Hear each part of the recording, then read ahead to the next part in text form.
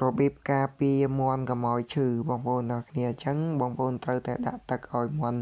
ផឹកជាប្រចាំបងប្អូនអញ្ចឹងវាអាចជួយបានទៅលើមាន់របស់យើងផ្ដាសាយវាការពារកុំឲ្យមាន់យើងផ្ដាសាយណាបងប្អូនទាំងគ្នាបាទបងប្អូនដឹងហើយនេះវាផឹកទឹករួមគ្នាបែបហ្នឹងបងប្អូនអញ្ចឹងវាងាយនឹងឆ្លងផ្ដាសាយណា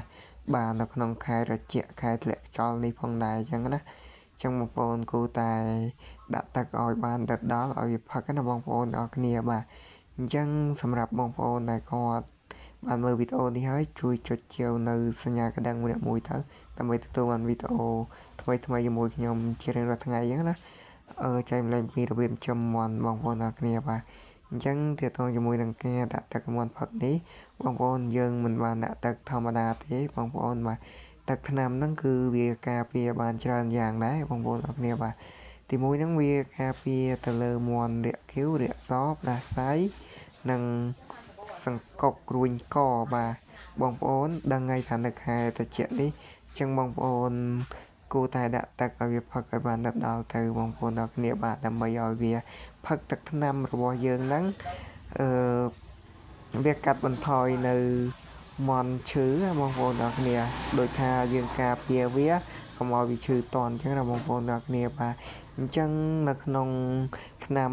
ហ្នឹងនៅក្នុងពងដែលផឹកហ្នឹងចំនួនទឹក2លីត្រហ្នឹងបងប្អូនទាំងគ្នាបាទអញ្ចឹងអត់មានប្របាក់រាល់ទេ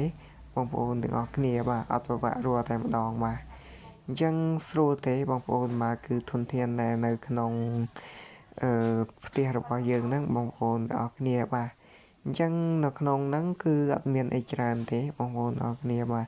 អញ្ចឹងវាមានតែស្ដៅបងប្អូនបាទសបកស្ដៅយើងហ្នឹងបងប្អូនបាទអញ្ចឹងបងប្អូនដាក់ឲ្យវាផឹកទៅបាទដាក់ចូលក្នុងទឹកត្រាំហ្នឹងទៅដើម្បីឲ្យវាផឹកណាបងប្អូនបាទហើយនឹងគល់លក្រីបងប្អូនបាទគល់លក្រីដាក់2គល់ឯទៅបងប្អូនបាទដាក់ចូលទៅក្នុងហ្នឹងណាបងប្អូនទាំងគ្នាបាទហើយបងប្អូនបើសិនជាមានក្រូចសើចអញ្ចឹងបងប្អូនអាចត្រាំក្រូចសើចហ្នឹងដើម្បីឲ្យវាផឹកផ្លែក្រូចសើចបងប្អូនដាក់ក្នុងហ្នឹងទៅបាទវាអាចកាត់បន្ថយបាទវាការពារបានទៅលើគឺ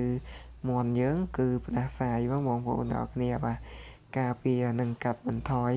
នៅពេលដែលមាន់យើងរស់ឈឺគឺវាកាត់បន្ថយផ្ដាសាយតែម្ដងបងប្អូនទាំងគ្នាបាទបើសិនជាបងប្អូនមានខ្ទឹមបងប្អូនអាចច្រាំខ្ទឹមហ្នឹង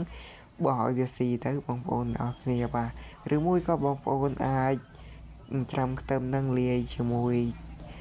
កន្ទក់ចំណីមាន់ណាបងប្អូនបាទយើងលាយឲ្យវាស៊ីទៅបាទដើម្បីឲ្យមាន់យើងនឹងបានស៊ីខ្ទឹមហ្នឹងវាការពារដែរបងប្អូនបាទការពារនៅមាន់យើងផ្ដាសាយណាបងប្អូនវាមិនទាន់ផ្ដាសាយទេតែគាត់ថាយើង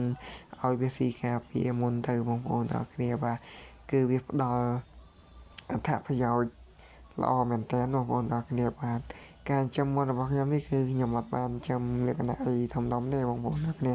គ្រាន់ថាខ្ញុំចិញ្ចឹមមកគឺវាអត់មានមាន់ងាប់តែម្ដង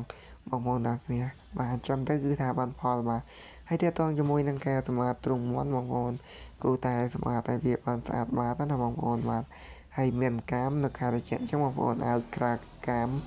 ឲ្យវាទៅបាទក្រាកាមឲ្យវាកាន់តែល្អអញ្ចឹងទាក់ទងជាមួយនឹងការសម្អាតទ្រុងមាន់រយៈពេល